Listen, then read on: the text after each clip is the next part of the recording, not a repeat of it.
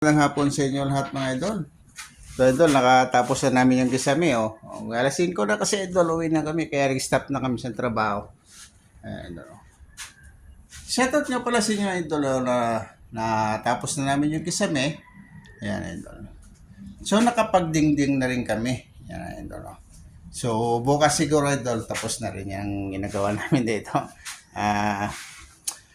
Medyo ano lang daw kasi pag gusto ng may-ari, mabilis ang trabaho para wala na siyang tidhin pa. Yan, idol.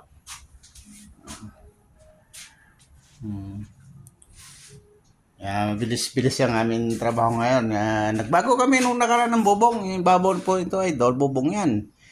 Kaya ito, naglagay naman kami ng kisame kasi bulok na yung mga dating kisame niya, idol. Nakikita nyo yan, So, hanggang dito na lang idol. Shout out sa inyo lahat mga idol natin dyan at magandang hapon sa inyo lahat. Sana mag-ingat kayo idol. God bless.